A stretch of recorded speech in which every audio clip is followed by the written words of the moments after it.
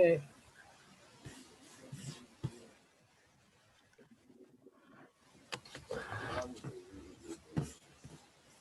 Oh, you're there enough. Is the milk a little sour? No. It's good until it's under 10. No, I just tasted.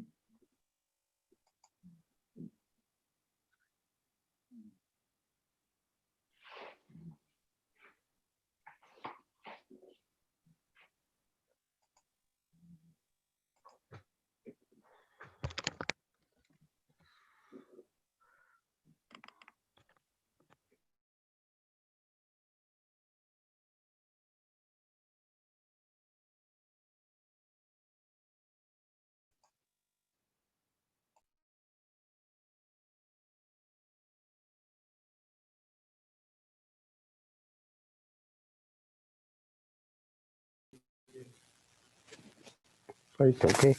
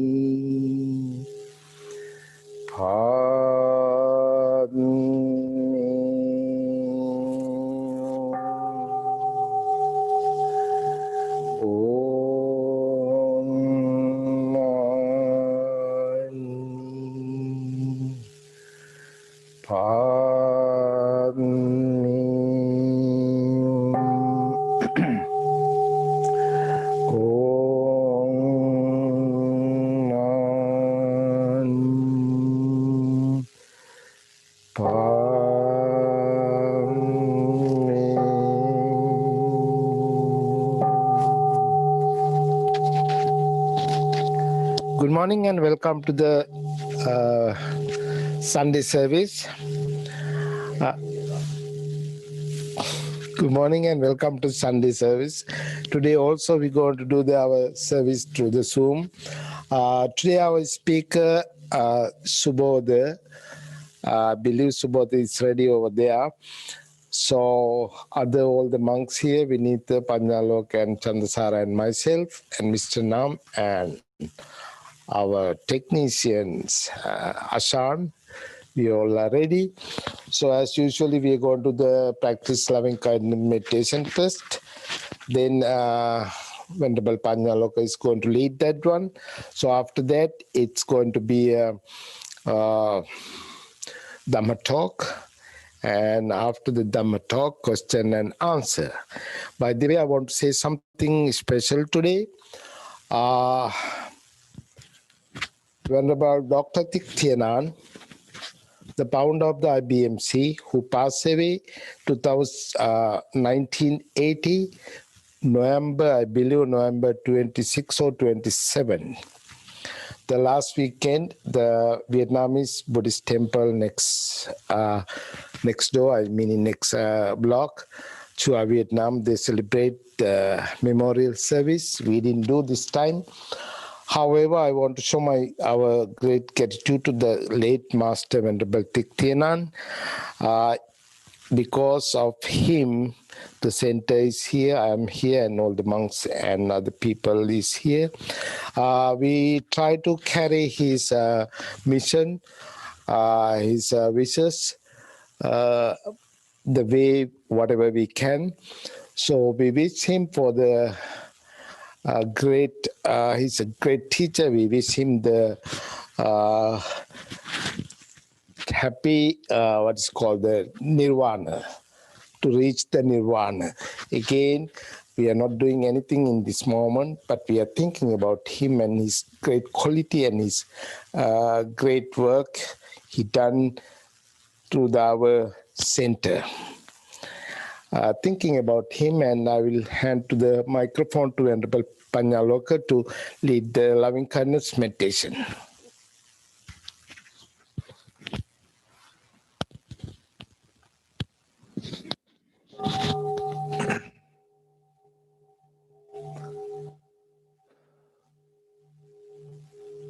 Relax your body.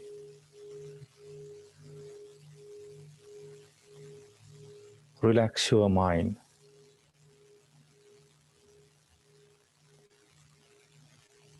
Close your eyes if you are comfortable.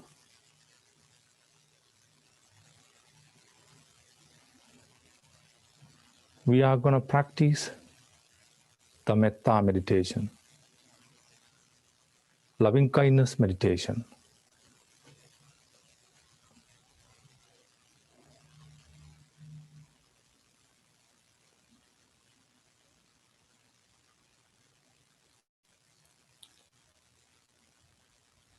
Reflect upon these meditation thoughts.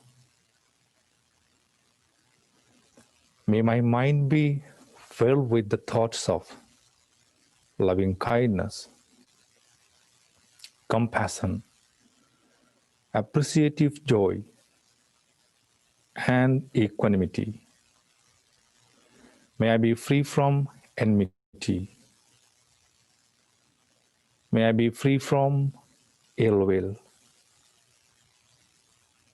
May I be generous. May I be gentle. May I be relaxed. May I be happy and peaceful. May I be healthy. May my heart become soft. May my words be pleasing to others. May my actions be kind. May my parents, teachers, brothers and sisters, friends, well-wishers, and enemies be free from enmity, ill will, and grudge. May they all be happy, healthy, and peaceful. May all beings in all directions, all around the universe, have good hearts. Let them be happy. Let them have good fortune. Let them be kind. Let them have good and caring friends.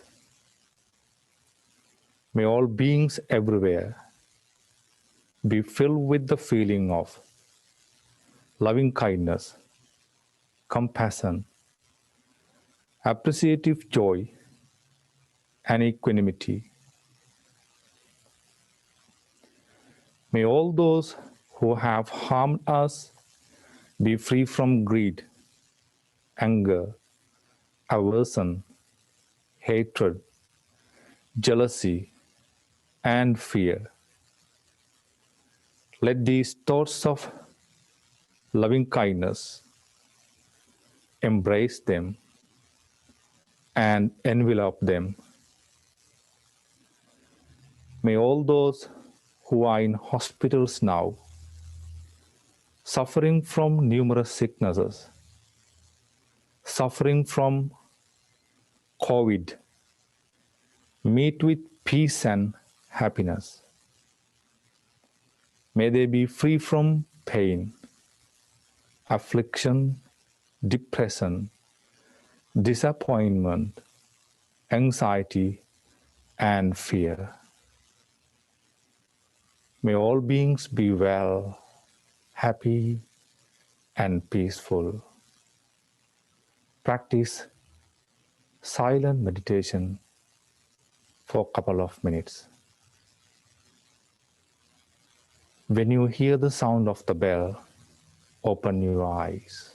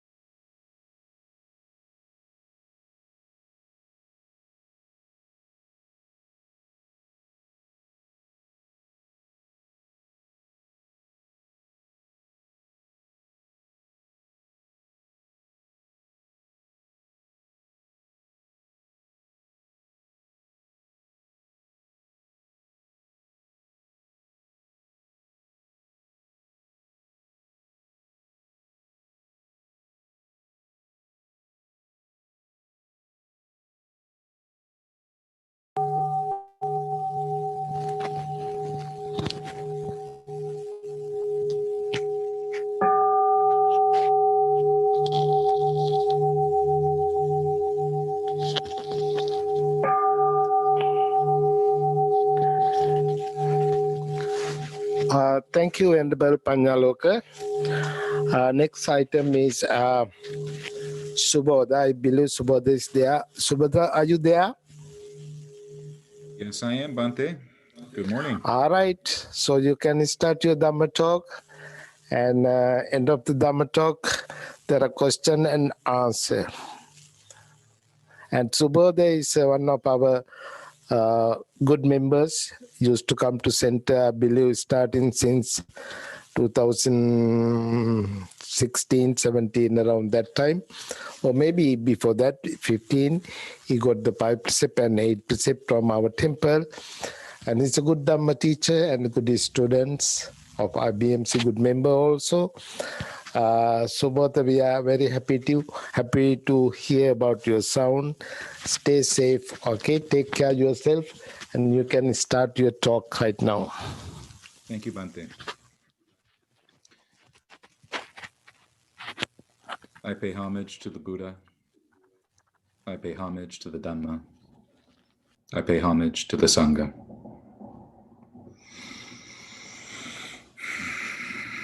Well, good morning, everybody. I think we might find ourselves in this weird cusp right now, feeling whatever good feelings we had from Thanksgiving if we celebrated it.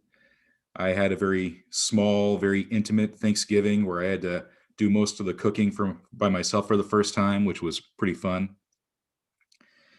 But we're, at least in LA County, starting up a new 3-week period of a stay-at-home order. So a very strange day today. Still feeling the high of enjoying some pumpkin pie, and now 3 more weeks of isolation. So in this cusp that we're in on this Sunday, I thought we would talk about fear and terror. Specifically, the fear and terror that one might feel in isolation in the woods. When we think back on the Sangha during the time of the Buddha, before all the nice, big, comfy monasteries with the nice beds and, tidy little rooms. At first, they were just in the woods.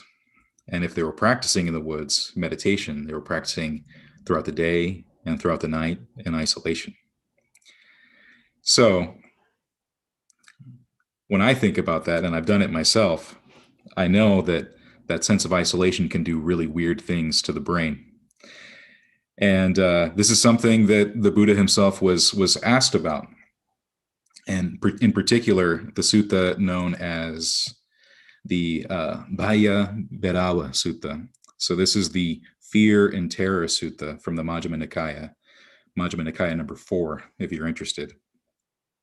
So what I thought I'd do is recite some of that for you so you get familiar with it, and then also talk about my own experiences with fear and terror growing up. So this sutta, like most others, starts with the Buddha hanging out in a monastery. So the Buddha was staying near Sabatthi in Jedda's Grove, Anandapitika's monastery. And a Brahmin named Janu Sonin came up to him. And, Brahmin from a different tradition comes up and they start sort of talking shop, let's say, oh, so you're the one that all these students have been coming to. You're the guy who's been starting up this tradition of monks at this monastery, and the Buddha says, yes, Brahmin. Yeah, that's right. The sons of good families who have gone forth from the home life into homelessness out of conviction in me. I am their leader. I am their helper. I am their inspirer. They take me as their example. And this Brahmin, Janu Sonin, says, but Master Gautama, it's not easy to endure isolated forest or wilderness dwellings. It's not easy to maintain seclusion. Not so easy to enjoy being alone. The forests, as it were, plunder the mind of a monk who has not attained concentration. And the Buddha agrees. He says, yeah, it is very difficult. It can be challenging to maintain seclusion. It's not so easy being alone. The forests plunder the mind of those who have not attained concentration. And the Buddha says, those kind of thoughts occurred to me before I attained the goal, when I was still a bodhisattva. And he decided to go out into the forest anyway. He says that the thought occurred to me, what if on recognized designated nights, such as the 8th, 14th, and 15th of the lunar fortnight, I were to stay in the sort of places that are awe-inspiring and make your hair stand up on end, such as park shrines, forest shrines, and tree shrines. Perhaps I would go to see that fear and terror. So at a later time, on recognized designated nights, such as the 8th, 14th, and 15th of the lunar fortnight, I stayed in the sort of places that are awe-inspiring and make your hair stand on end, such as park shrines, forest shrines and tree shrines. And while I was staying there, a wild animal would come, or a bird would drop a twig, or wind would rustle the fallen leaves. The thought would occur to me, is this that fear and terror coming? Then the thought occurred to me, why do I just keep waiting for fear? What if I were to subdue fear and terror in whatever state they come? So I'll pause there and talk about my own relationship with fear and terror. So I'll start when I was about 4 years old. And that's around the time my uncle, who is 7 years older than me, decided the most fun thing in the world to do would be to scare the daylights out of his nephew by telling him stories about Bloody Mary. That was the beginning. So Westerners know the story well. People, who not from the West may not. But Bloody Mary is a ghost that may appear if you're in the bathroom with the lights off, maybe a candle, and you say her name 3 times or 100 times or whichever version you've heard, and you stare in the mirror, and after you say it, she might appear. She might take on your reflection. It changes and moves around until it is her visage, or perhaps she appears behind you. And so at the age of 4, I became deathly afraid of going into the bathroom by myself, which I don't know if you've noticed, that's what most people do. They don't usually take along a friend. So I would be cagily staring around the bathroom, making sure everything was okay, do my business, flush, very hurriedly wash my hands, and run out of there and not look at the mirror at all, because the mirror was danger. And it didn't stop there, because there was one afternoon that my uncle and I were in the living room by ourselves, and he decides, we should watch a movie. And I got excited, like, oh, I love movies. Like maybe we watch like Ninja Turtle or something, because it was the 80s and we loved Ninja Turtles, at least I did. And he goes, oh yeah, we'll put on Ninja Turtles. And what he put on instead was A Nightmare on Elm Street. Yeah. So then I thought Freddy Krueger was going to come after me in my dreams. So now not only was the bathroom not safe, my bed wasn't either. And so I would go to bed at night just wondering when Freddy Krueger was going to come at me with his claws and his glove, the knives. And I was just waiting and waiting. And I'd have to just wait my fear out until I fell asleep. And there were just different versions of that. I'd be scared of werewolves. I'd be scared of other things. At one point, he got his hands on those scary stories to tell in the dark or whatever it was. And then I heard that story about the scarecrow named Harold or Arnold or whatever his name was. And then I was afraid to walk around in the fields. And in the time I was living in Tehachapi for a bit. And so there was all these empty fields around that, in my mind, it being maybe 5 or 6 years old, looked like farms. So I just imagined that this scary scarecrow was going to run out of the fields and grab me. And so I went through a lot of that until I was about 7 or 8 years old. And my dad had enough. He was tired of checking under the bed. He was tired of walking around the house trying to see if there was anything scary. At one point, I heard all this crunching leaves outside or out my window, and I got scared, and I asked my dad to go check, and he'd be like, it's fine. But then my mom heard it too, and then middle of the night, my dad just out in the lawn in his boxers, just like, where is this thing, right? What's out there? Turns out it's just a raccoon walking around the house, crunching the leaves, which sounds suspiciously like a person walking around the perimeter of your house at night. And so he got fed up. And so he decided, what we're going to do? We're going to rent some horror movies and watch them in the daylight. And you're going to see how ridiculous these horror movies actually are. And so we sat down together, and he got all the classics. He got Poltergeist. He got all these other ones, put them on. And he's like pointing out the fake blood. He's pointing out when someone dropped the mic into the scene. You see a wall shake because it's not even a real house. The stuff that's just basically a puppet. And he pointed it all out to me, like, look, it's all It's all pretend. Like, what are you afraid of? And you know what? He was right. All the demons were illusions, just bad makeup and bad prosthetics and bad puppetry. But then the weird thing is, I started to enjoy laughing at horror movies. So at around the age of 8, I fell in love with horror movies. And so I'd go to, as I got older, like 9, 10 years old, on the way walking home from school, I'd stop off at the local Blockbuster and scope out the horror section to find out which movie I'd watch next. And so I really began to enjoy watching horror movies. But that didn't mean that the fear and terror was completely gone, because at night, alone in my bed, all by myself, it was as if the shadows began to move. I'd see things in the corners. And even still, there are these things that happened that I can't really explain. And I'm not trying to convince you of ghosts. I'm not all that convinced myself. But, the TV would turn on by itself or turn off. The radio would turn on by itself and turn off. And there were even a couple times where I swear something grabbed my foot or poked me in the back. And I'd pull the covers over my head and just wait it out. It's like, well, if Monster's going to get me, he's going to have to get through these blankets first, right? And that's just how it went, until eventually it all sort of faded away.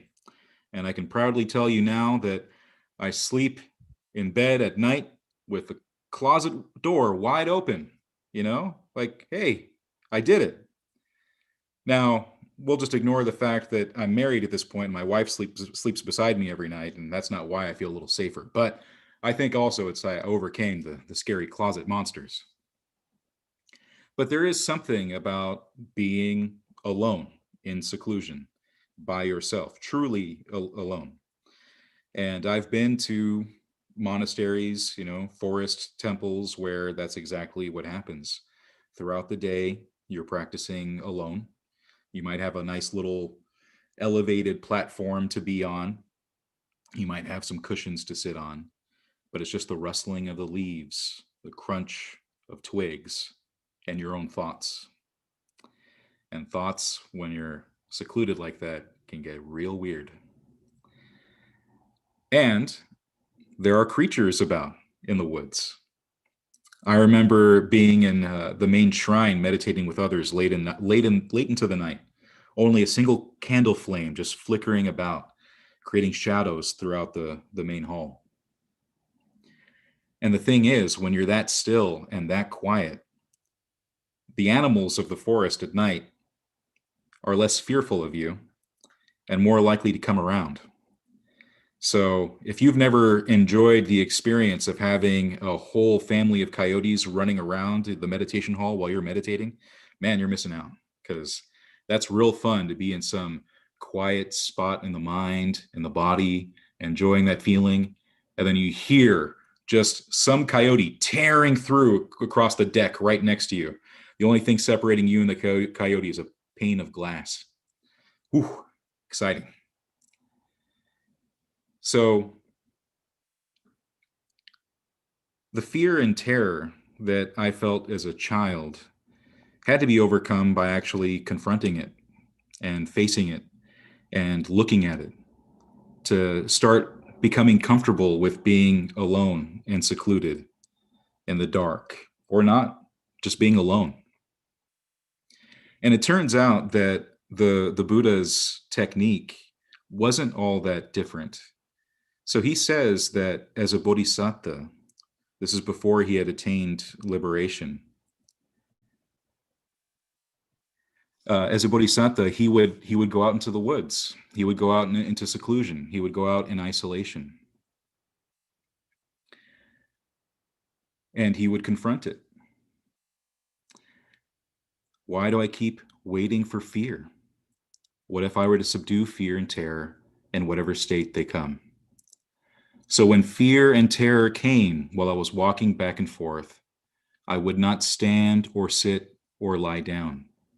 I would keep walking back and forth until I had subdued that fear and terror.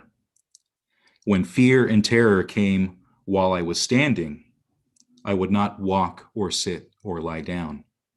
I would keep standing until I had subdued that fear and terror. When fear and terror came while I was sitting, I would not lie down or stand or walk. I would keep sitting until I had subdued that fear and terror. When fear and terror came while I was lying down, I would not sit up or stand or walk. I would keep lying down until I had subdued that fear and terror. So the thing about fear and terror, at least from what I could see, is that there weren't actually any scary things out there. My mind was creating the fear and terror. It was finding things to be afraid of, creating monsters out of the shadows.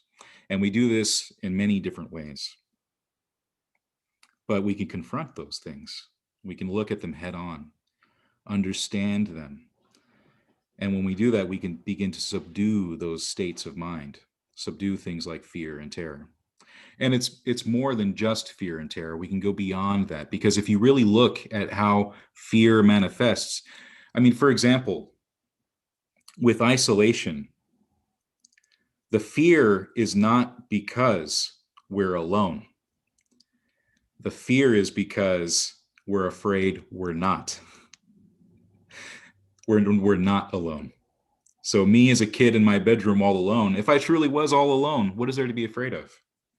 I thought that I was not alone, that there were these creepy crawlies under the bed and in the corners and in the closet. I had this giant, huge walk-in closet as a kid, and it had this weird, creepy handprint on the wall when we moved in. I don't know what that was about, but that was another thing to be scared of, you know? And so there is that feeling of maybe there's something there. And when we turn inside and we're actually alone with our minds, I think that's that same issue that we find. We're afraid of what we'll see in the mind. The thing is, we can sit down to meditate and have every intention of fostering all sorts of thoughts of, goodwill, have all these blissful states. But the truth is, the dark and creepy corners of our mind, we're afraid to look. Just like me as a kid, afraid to look in the mirror. You know what? I'll tell you, sometimes middle of the night, it's so habitual now, I still won't look at the mirror. But that's the way we treat the dark recesses of the mind a lot of the time. Not just fear, not just terror, but greed, aversion, delusion, sloth, torpor, covetousness for sensual pleasure, right? All of the defilements, all of the effluence, all of these things, a lot of the time, they're things we're afraid to look at, afraid to examine, afraid to really pierce through and subdue. And the funny thing is, once you get around that fear and start looking, you realize, much like those horror movies, it's all paper mache and chocolate syrup. These are things that are easy to overcome eventually, right? They don't feel easy at first, and so we resist and we resist and we resist, and we don't even realize the walls we put up. We don't realize the barriers and doors we close between ourselves and these dark recesses of the mind.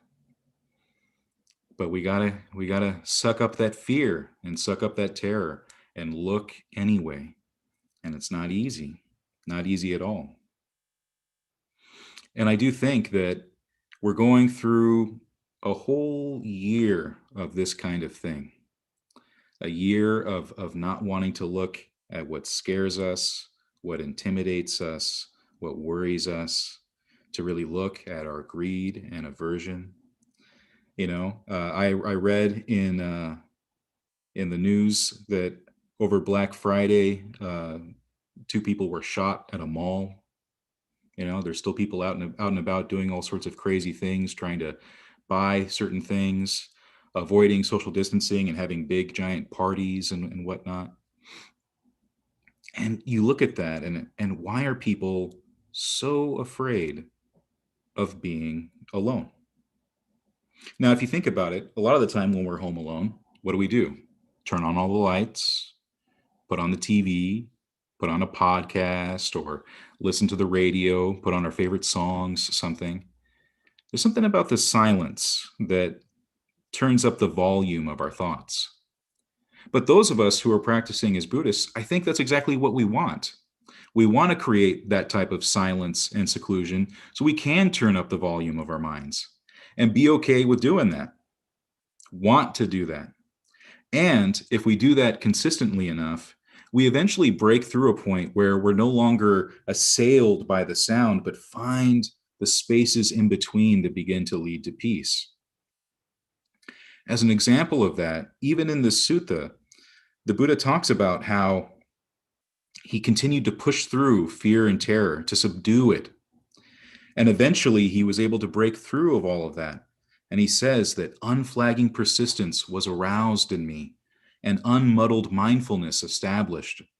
My body was calm and unaroused, my mind concentrated and single, quite secluded from sensuality, secluded from unskillful qualities.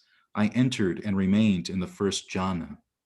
Rapture and pleasure born of seclusion, accompanied by directed thought and evaluation. With the stilling of directed thoughts and evaluations, I entered and remained in the second jhana. Rapture and pleasure born of concentration, unification of awareness, free from directed thought and evaluation, internal assurance. With the fading of rapture, I remained equanimous, mindful and alert, and sensed pleasure with the body. I entered and remained in the third jhana, of which the noble ones declare, equanimous and mindful, he has a pleasant abiding. With the abandoning of pleasure and pain, as with the earlier disappearance of elation and distress, I entered and remained in the fourth jhana, purity of equanimity and mindfulness, neither pleasure nor pain.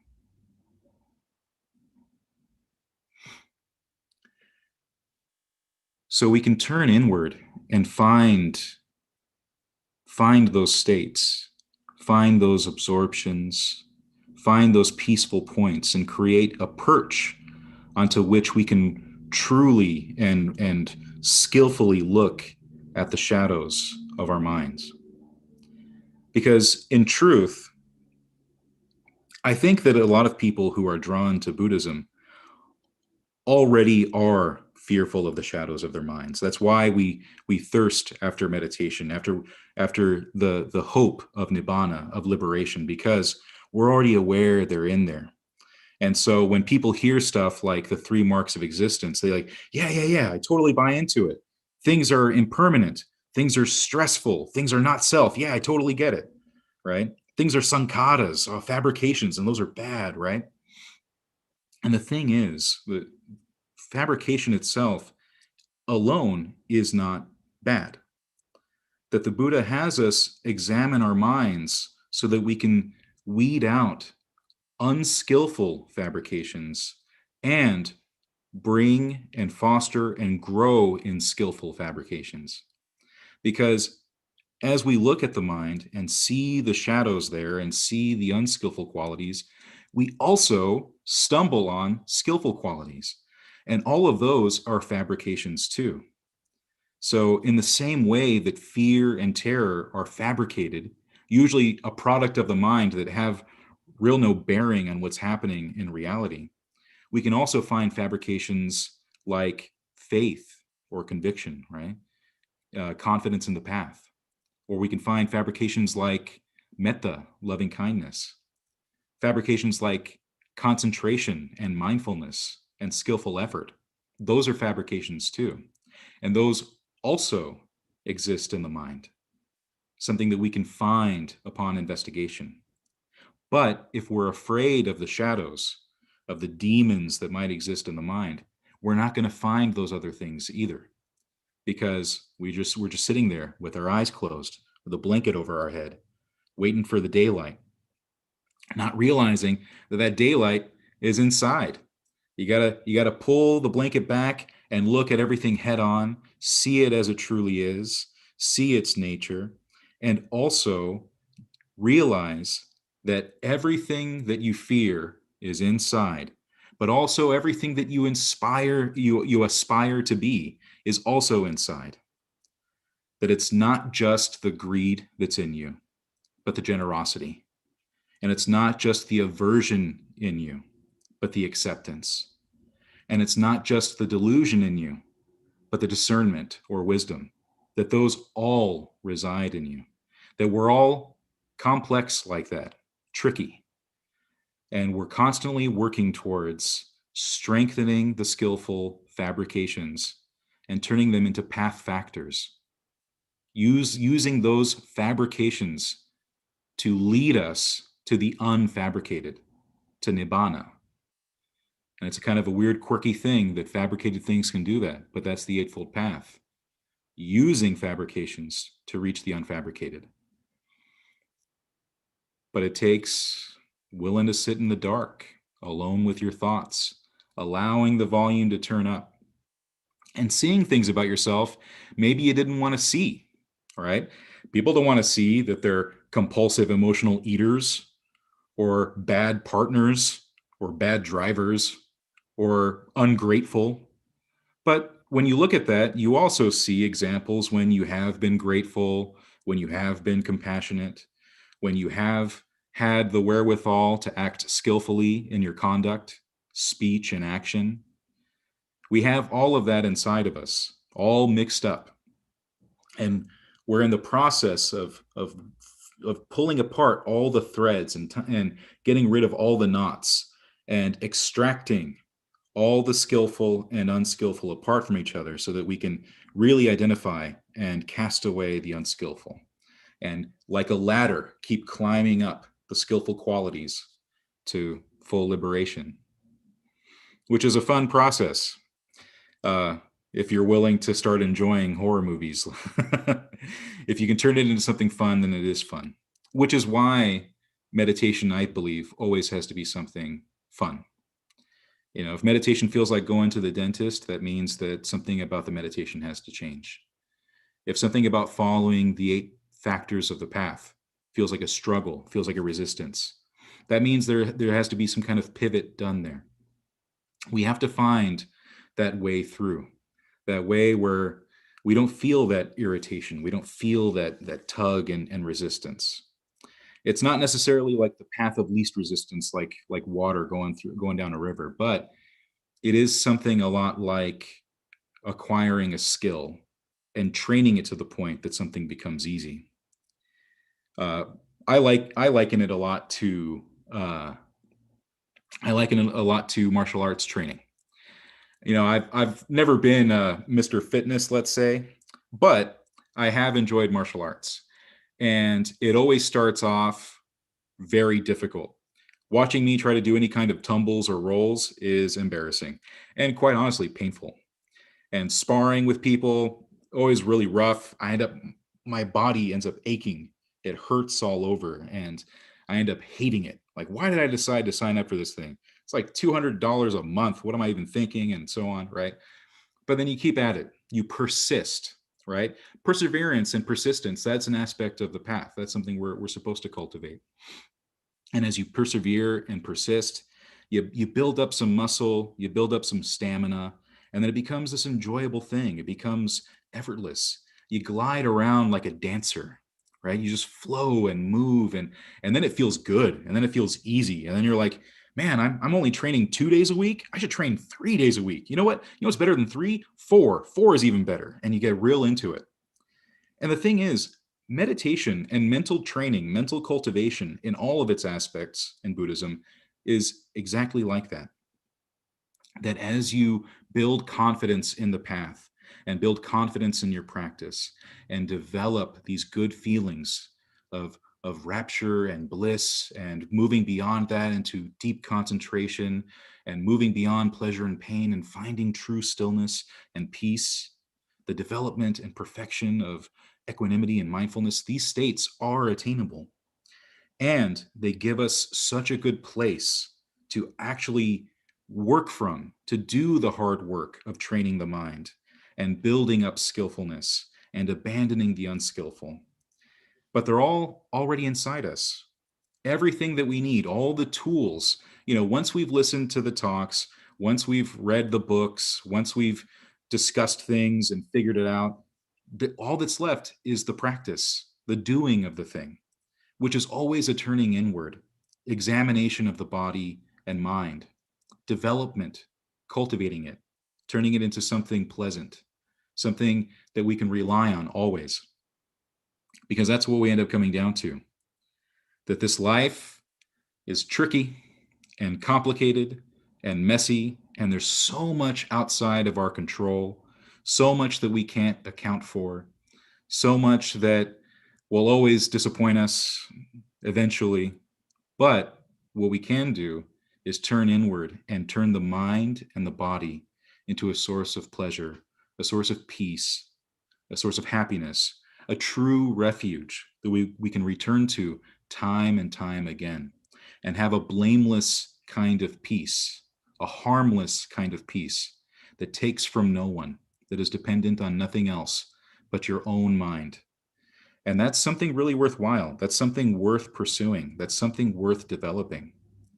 And if it means that at first we got to stare at those scary bits, those parts about ourselves we'd rather deny, well, I think it's overall worth it, don't you?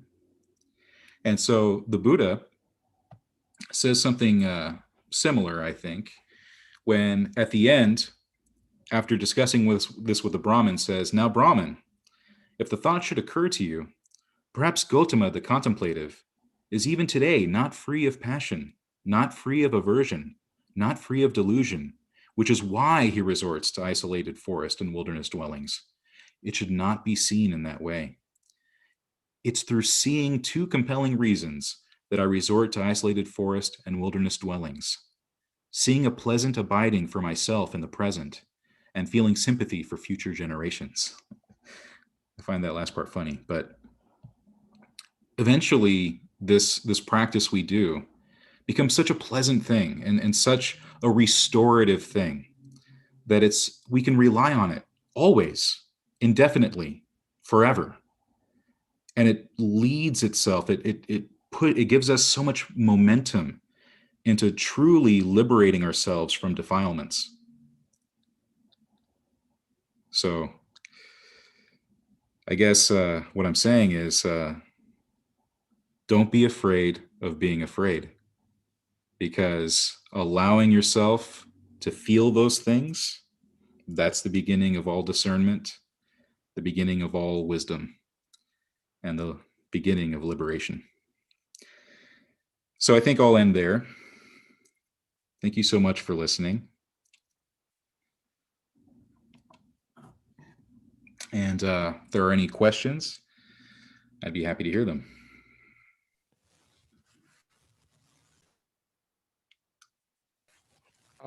Thank you, Subodha. So if you have any question, please ask. I have a question. Yes. Thank you so much, Steven, for the talk. I've had a daily meditation practice for almost half my life at this point. And I'm wondering, like, what I can do to step it up, I guess, and I know you don't want to be goal oriented, but what you're talking about is where it becomes those different stages you can hit that you were just referencing. I kind of feel like I've kind of been in the same place. I've always made sure I meditate every day without fail. You know, I always have to get a little bit in, if not a significant amount. And I always capture my mind wandering while I'm sitting there. It's very rare that I actually focus on the breath. And so I feel like the practice is, you know, it's something I like having in my life. It's very important to me, but it hasn't evolved. It's kind of been the same all this time. And the Dharma talks are always insightful. It helps me kind of analyze my behavior or my thoughts or my actions or my word, my speech and stuff. But in terms of the actual practice and kind of evolving it, what do you recommend to move forward along the lines of what you were just talking about? You know, that's a great question, and something I've also come across with myself as well. And one of the things that one of my teachers always reminds me is that if there's any point in your meditation where it begins to become stale or boring, or you feel stalled and stuck, and the mind finds itself more prone to wandering, it often means that the meditation itself has become rote, It's just the same sort of meditation, the same kind of technique, the same sort of effort applied. And then the mind does really get bored. And so for myself, what I've tried to do is maintain a curiosity to not assume I know how the meditation is going to go, or I know exactly what I'm doing, but to really say, for example, you said the breath. That's also my technique as well. I do anapanasati, and so when I do breath meditation, I try to remain curious and to really want to become intimate with the breath and really know the breath, and not just let the breath breathe itself. I know that's a very common technique, but to really try to find a way to breathe comfortably and to expand on that sense of comfort and peace, and to really tune into that feeling of the breath throughout the whole body and make it something really pleasurable, something that's very peaceful and really secure. And it's okay to want to seek out that comfort. I mean, because if the meditation isn't something enjoyable, and it's not something that you actually like doing, or your mind wanders, then it's just going to keep doing that until you give the mind something to perch on, something to land on, something to stay with. And the mind, because of the way it works, it stays with what feels good and what feels nice.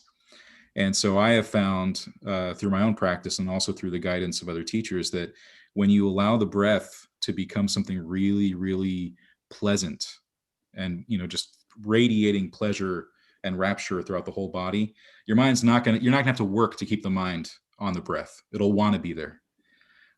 So that takes some experimenting. That takes some adjusting and moving around. And no one can really tell you at that point what's going to do that. But it's a kind of investigation, an investigation of the breath and moving it and making it pliable until you find that sweet spot. And then that sweet spot won't be the same one every single day. It's a constant exploration and a constant adjustment and refinement. And it just continues. And then that way it doesn't become something rote or something rehearsed or practiced. It becomes something living that you're doing every time you sit. You're literally trying to find a way to breathe that feels more enjoyable than normal. Yes. Yeah. So that would be my recommendation, because that's what I've done, and that's what's helped me. Yeah. Thank you. Okay, thanks. Next question for Chris. You can ask your question. Hi, Steven. Thank you. During the pandemic, I've been doing meditation 3 times a day. So that's a blessing. This is my first time with this community. I love this. I found you guys on the internet. I'm just curious, with this Sangha, is this any particular lineage or tradition, or are we just every week teaching just Buddhist teachings with non-denominational? I don't like to use that word, but for lack of a better word, is that what's going on here? No, that's a good question. Thank you, Chris, and thank you for joining us today. Well, we really try to lean into the international part of our name. So we have a lot of teachers from different traditions, both Mahayana, Theravada, and every kind of modern and traditional sense of that. And so we often have rotating teachers every Sunday. And so you can get a little mix of everything, and you'll find something you like, or you won't, and that's fine too. Well, that's exactly what I'm looking for, is across the board. So perfect. You'll see more of me. Thank you. Thank you. Okay. Thank you, Chris. We are International Buddhist Meditation Center. We do have Theravada, Mahayana, and Vajrayana. All the monks talk in different time. So we do have Theravada monks and Mahayana monks also. We teach basic Buddhism for everybody. Thanks, Chris. Join with us. Next question, I believe Vincent. Vincent, you can ask your question. Good morning, Subodha. Thank you so much for the Dharma talk. I really appreciate it. Yeah, I really enjoyed what you had to say about the fear that we are not alone. And for me, I expanded that to, alone in the circumstances that something else is there, whether it be a thought of something happening or you know, recently for me, that's sort of expanded to riding a motorcycle and the fear that it's going to tip over on me because it's so heavy. And I sort of worked on that this morning, was real successful in my ride. I'd like to share a story. I'm a person in recovery, and while I was in treatment, there was a certain part of my program where I had to choose a mentor, and the group of people that I was with were actually really scary. Some of these individuals had been in the Iraq and Iraq war, and some were from prison, and I was really afraid. And so I took it on myself to challenge myself and not become afraid and meet it head on. And we call this contrary action. And I picked the biggest, ugliest, meanest person I could find in this group. And I went up to him and I said, "Will you please be my mentor? You really scare me quite a bit." And he looked at me and he said, "Ah, little fella." And he gave me a big hug. He just gave me a big hug. And he said, "You know what? That's an attitude that I developed while I was, in prison." And it was his prison face is what it was. But it sort of showed me that I met that fear and went beyond it. And he turned out to be a really nice man. So I think that really fit in a lot to what you had to say today as far as, challenging our fears. And I really appreciate that. And thank you for expanding upon that idea for me. I really, really appreciate it. Thank you.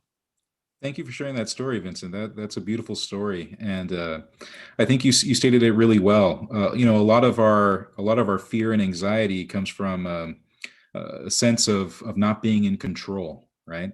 Even that fear of someone being around when we expect we're alone, it's because we can't control the environment, can control the situation. And so it's good to find some aspect of it we can control. And, in meditation, that usually means finding an aspect inside within our minds that we can control. But in that situation, I think you handled it beautifully by making that connection. So thank you for that story. I really value it. Yeah. Thank you, Subodha. Next question. I believe that Nick. Thank you for your Dharma talk, Subodha. I really appreciate it. My question is, when I recognize that I'm in fear or pain, I've learned to turn to meditation and look at it. And what I'm noticing is that when I look at the causation of fear or pain, it's very slippery. Like my thoughts won't focus on it. And it's an object, very slippery object, this pain, and my thoughts kind of slide off of it and it goes to more attractive sense objects. Can you speak to that? Yeah. One technique that I think is useful, and I think it's even in the sutta I shared with you today, is realizing that it's not that specific fearful thought or emotion that you're trying to really pierce through, but the inclination towards fear and terror or anxiety in the first place. So what we can do is try to chase after every individual thought. And sometimes we find that that's not a technique that works for us because it just slips right through the fingers and another thought arises or something else happens or the mind won't stay there. And in my experience, that's been a sign for me that I need more samadhi, more concentration to still the mind even further and look at the inclination towards fear, towards anxiety, more than a particular thought that has arisen or a particular fearful, kind of blip in the mind, but rather where the foundation from where that even comes from in the first place. And I think that looking at the foundations can only happen once the mind has been pacified enough, subdued enough. And so that's why I encourage people to work on the samadhi aspect, because I think that itself is the foundation for developing mindfulness and wisdom. And if we try without having that concentration, then, at least in my experience, it just flies right through the fingers, and then you're just kind of like a dog chasing your tail. That's how I think of it, And so that's been what has worked for me, building up concentration, so that when I do see the inclination towards a mental state, I can really securely examine it without my mind wandering around. I hope that's helpful.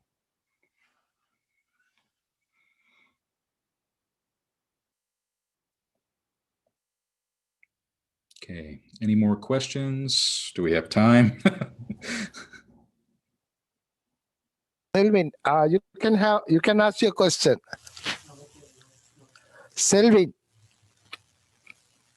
Selvin, you're still muted? Sorry, yes, I'm still muted. Thank you, Subodha, for your talk. I have a question. And you just mentioned that you increase concentration. I mean, just to share a story, when I went on this retreat on the third day, I had achieved a level that I had never achieved. And then I spent the next 7 days trying to get that again. And it has never happened. What I was taught is that it takes a lot to calm the mind. Like, it's not, that we just plop down and just enter nirvana or whatever it is. And I find that during these times it's very difficult. I mean, like, even though we're in isolation, there's a lot of stuff going on. I find reading before sitting to meditate, I find it helpful, but not always. What other things what else can I do that will help me prior to sitting down? That would be a good way of calming the mind a little, so it's not as erratic. Very good question. So what I try to remember is that this is a gradual path, right? The kind of things we're developing take a while and take some finessing and moving around and working and refining.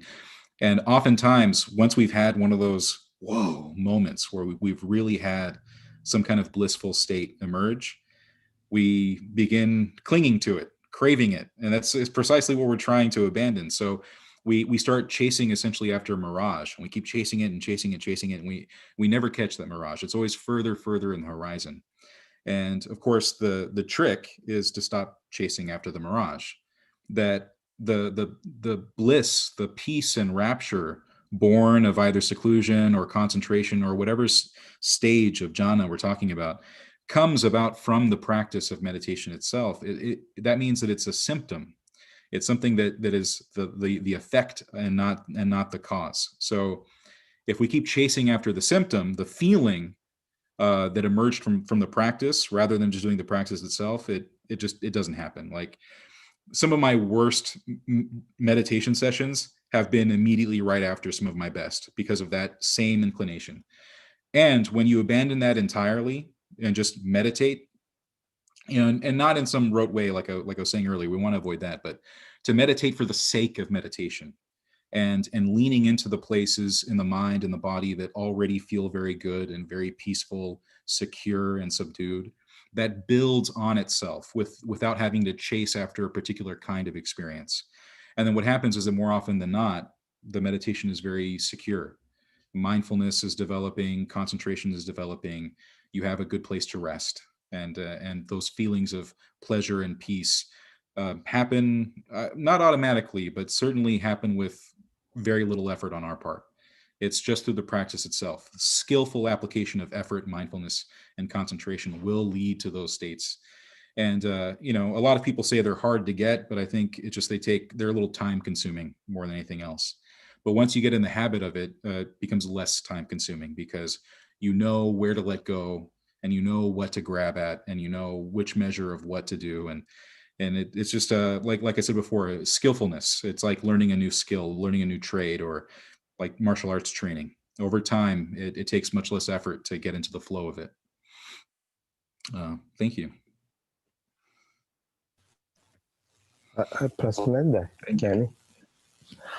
Thank you, Subodha. I believe there are no more questions. So right now we are going to chant the page 4 and page 10. Before that, I want to mention again for the Subodha, thank you for the wonderful Dhamma talk. Thank you for everybody who joined with us today. And next Sunday, I believe this December 1st, Reverend Kusala is going to give a Dhamma talk. Now we're going to chant, and thank you again for everybody.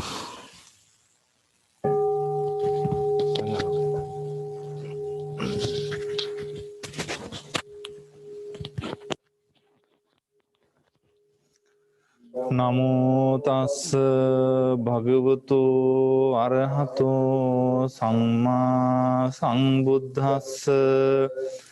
Namo tassa bhagavato arahato samma sambuddhassa.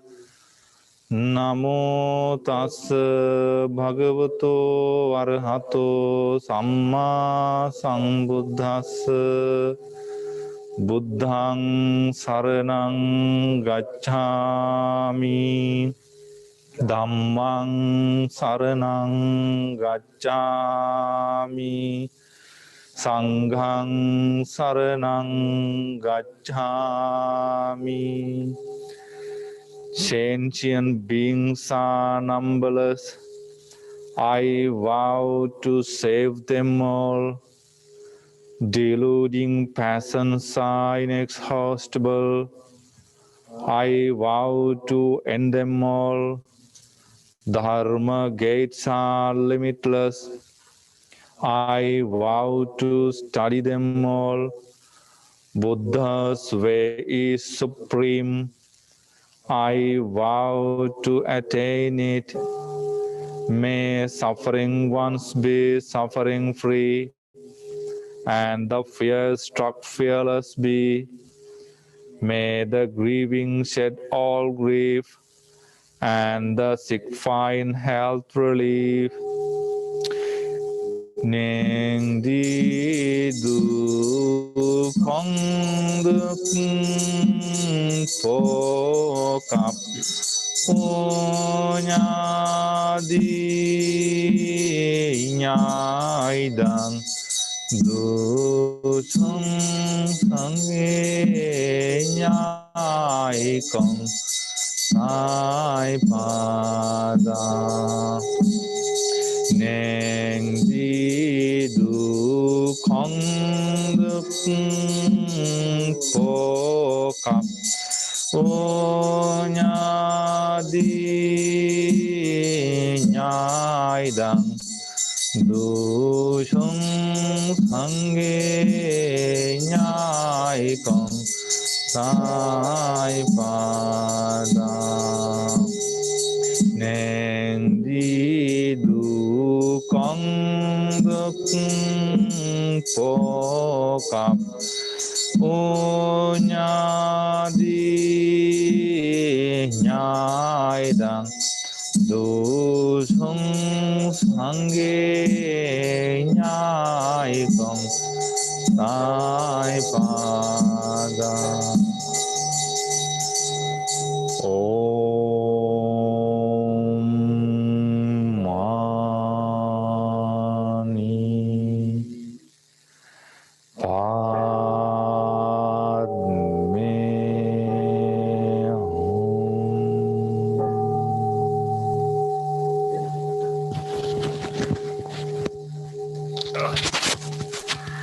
Thank you, Venerable Monks, and thank you, Mr. Nam, and thank you, the Ashan also. This is the end of the service. We hope to see you next Sunday again. Again, I want to say thank you for everybody who participated in the Sunday service. And again, I want to show my gratitude to late Venerable Dr. Thich Thich Nhat, who passed away in 1980. November, I believe, around November, Thanksgiving time. So we did a lot of work here. We chanting, we meditate, we discuss Dhamma talk. We collect a lot of merit, and we're going to offer all the merit for the late Venerable Dr. Thikthyanand and wish him to reach the Nirvana. Thank you again. By the power of the Buddha Dhamma Sangha, you all be well and happy. Thank you. Thank you, Steve. Thank you.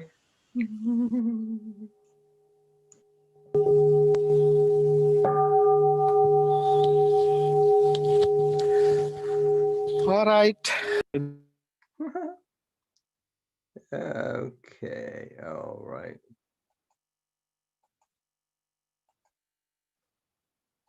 Believe next month. Shraddha, your Dhamma talk is end of the November, last week of the November. Okay, all right. All right, take care, okay? Bye, take care. Last week of the December, sorry, last Yes, week yes, December. Yes. Okay. Okay, bye. All right, take care, bye.